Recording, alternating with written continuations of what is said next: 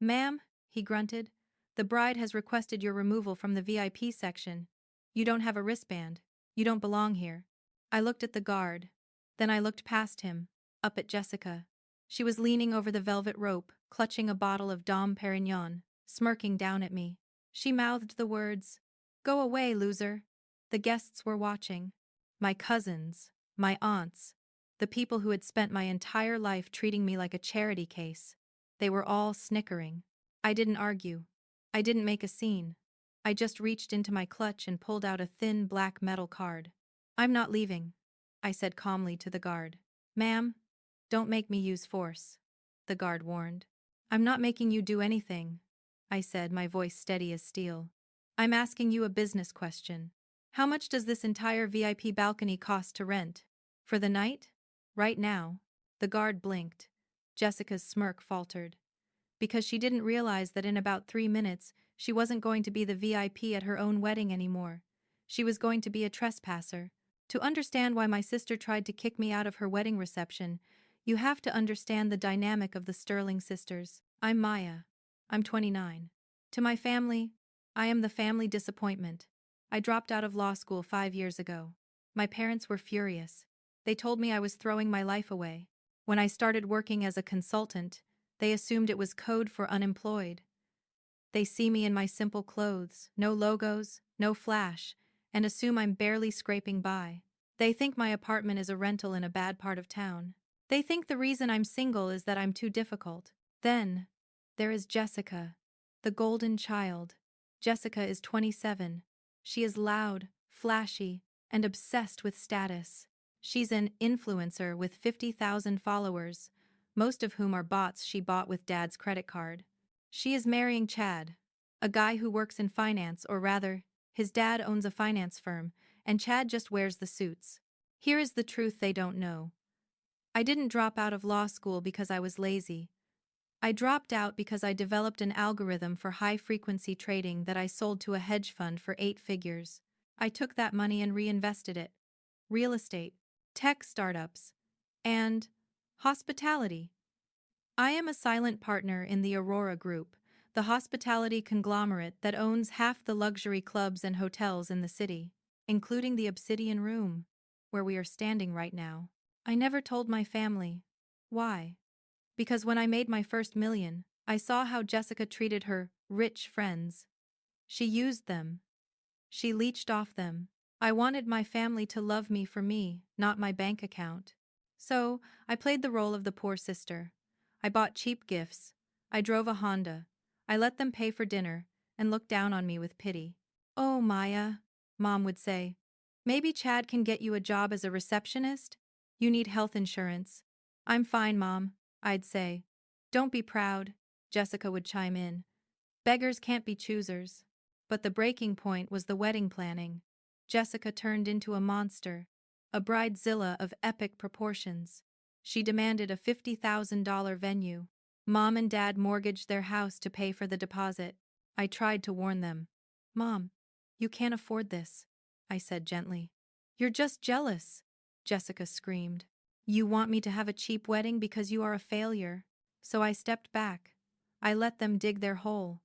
I watched as Jessica demanded lobster, demanded imported orchids, demanded a 10-piece band, and I watched as she treated me like unpaid labor. "Maya, address the invitations."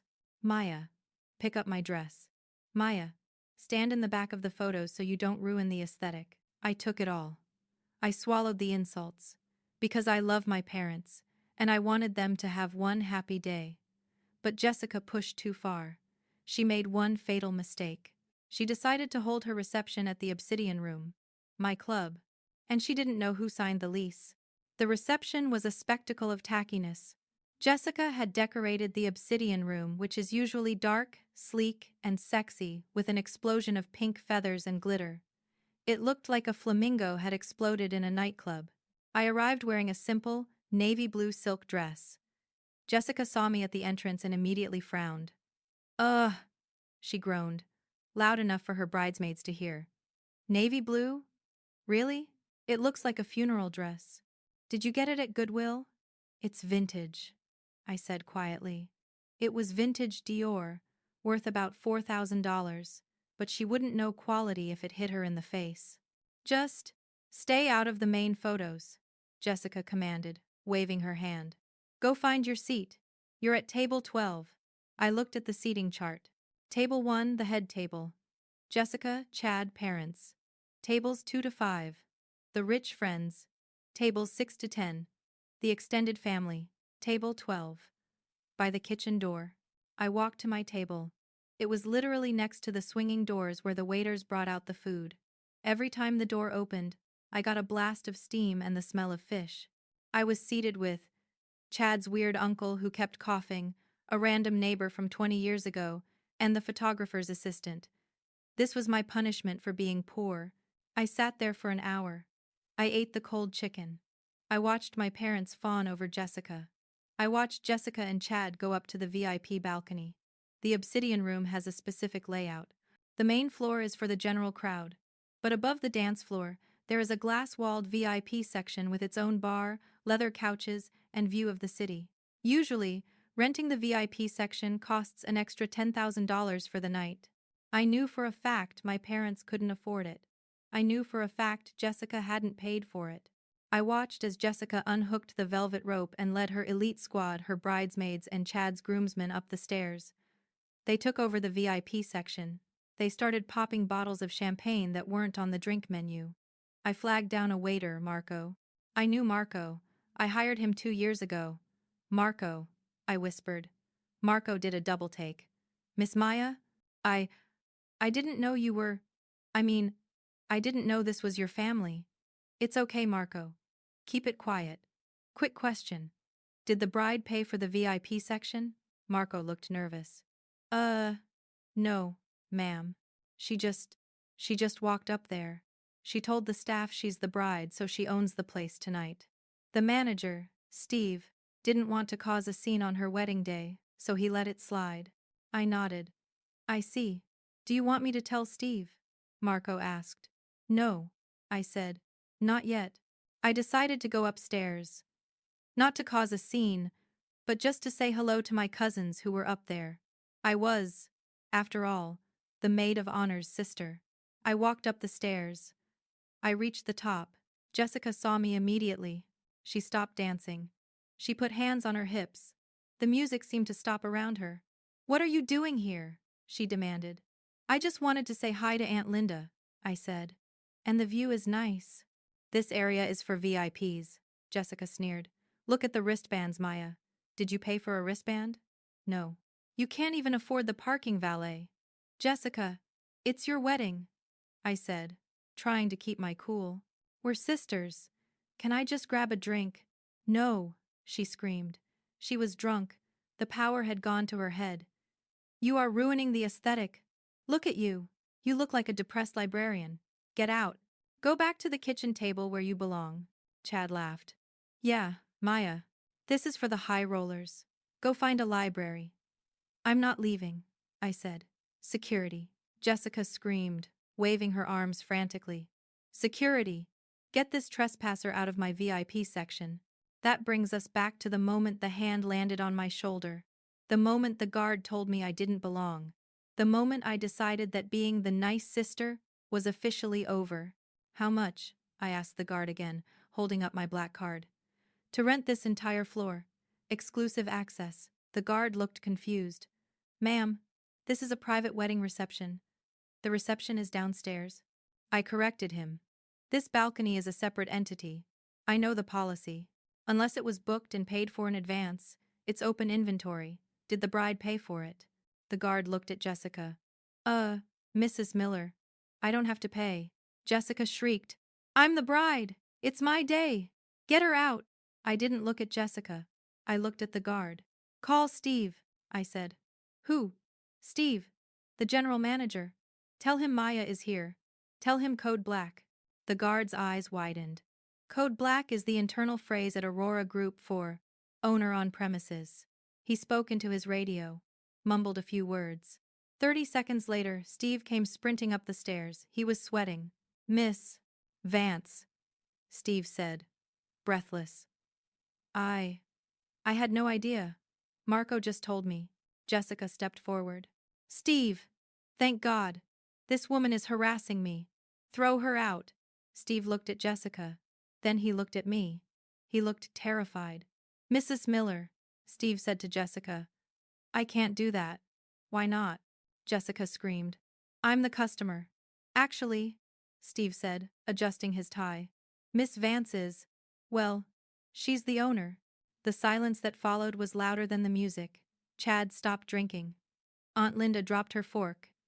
Jessica froze. Her face went through a complex series of emotions. Confusion. Denial. Shock. Horror. What?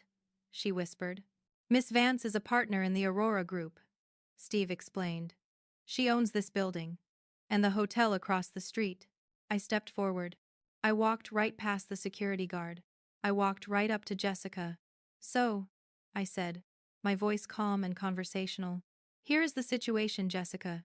You didn't book this VIP section. You are squatting in a premium area that costs $10,000 a night. But, Jessica stammered. We're family. Family. I raised an eyebrow. 5 minutes ago, I was a trespasser. 5 minutes ago, I belonged at the kitchen table. I turned to Steve. Steve, I'd like to book the VIP balcony. Right now. Charge it to my card. Of course, Miss Vance, Steve said. It's yours. Exclusive access. I asked. Exclusive, Steve confirmed, meaning only people invited by the host are allowed. I turned back to Jessica. I looked her up and down. I looked at her tacky dress. I looked at Chad. Well, I said, this is awkward, because none of you are invited. Jessica's mouth fell open. You're kicking me out? Of my own wedding. No, I smiled. I'm kicking you out of my VIP section. You can go back downstairs to the general admission floor. I hear the chicken is cold. You can't do this, Chad yelled, stepping up. Do you know who my father is? I know who he is, I said. His credit card was declined for the open bar tab an hour ago. That's why the bartenders stopped serving top-shelf liquor. Did you notice? Chad went pale. Now. I pointed to the stairs. Get out. Jessica started to cry. The ugly, messy crying. Maya, please. Everyone is watching. Don't humiliate me. You humiliated me for 29 years, I said coldly. You humiliated me when you put me by the kitchen door. You humiliated me when you told security I didn't belong. I'm just correcting the seating chart. I snapped my fingers. Security, I said. The guard straightened up. Yes, ma'am. Clear the floor. Anyone without a blue wristband leaves. Now. It was brutal. And it was beautiful. Security moved in. They were polite, but firm. Folks, you need to head downstairs. This area is now private. My cousins, my aunts, the groomsmen, they were all herded toward the stairs like cattle. Jessica refused to move. She grabbed onto the railing. I'm not going. This is my wedding. Ma'am, the guard said, gently prying her fingers off the railing. Don't make this a police matter. She was escorted down the stairs, weeping, her mascara running down her face. The entire reception downstairs stopped and watched. They watched the bride being evicted from her own VIP section. They watched as she was dumped onto the main dance floor, sobbing. And then, they looked up. They looked up at the glass-walled balcony, where I was standing, alone. I signaled Marco. Marco, I said, bring me a bottle of the vintage Dom, and turn the music up. Yes, Miss Vance. I stood there, overlooking the chaos below. My parents were looking up at me, their mouths agape. They looked terrified. They finally realized that the failure daughter held the keys to the kingdom. Chad was arguing with his dad about the declined credit card. Jessica was having a meltdown on the floor. Steve came over to me. Miss Vance, should we stop the reception? I took a sip of the champagne Marco handed me. No, I said. Let them finish. But Steve. Yes. Make sure you charge them for every single broken glass. And add an 18% gratuity for the staff they treated like garbage. I stayed up there for an hour. A few cousins tried to come up, trying to apologize, trying to get access to the good booze.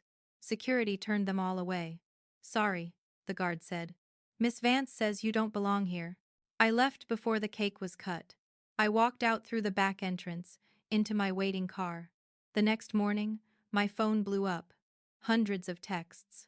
Mom, how could you do that to your sister? Dad, we need to talk about your finances.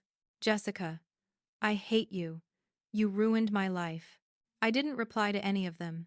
Instead, I sent a group email to the family. Attached was the invoice for the wedding venue. Since my parents had mortgaged their house and the costs had gone over budget, there was a remaining balance of $15,000. I had instructed Steve to comp it to forgive the debt as my wedding gift. But after last night, I told Steve to send the bill. My parents are now selling the house to pay it off. Jessica and Chad are living in a basement apartment because Chad's dad cut him off. And me? I'm currently looking for a new assistant, and I made sure to update my seating chart. Family isn't about blood, it's about respect. And if you can't afford respect, you can't sit at my table. If you enjoyed this story of high society revenge, hit that like button and subscribe. And remember, be careful who you kick out of the VIP section. They might just own the building. See you in the next one.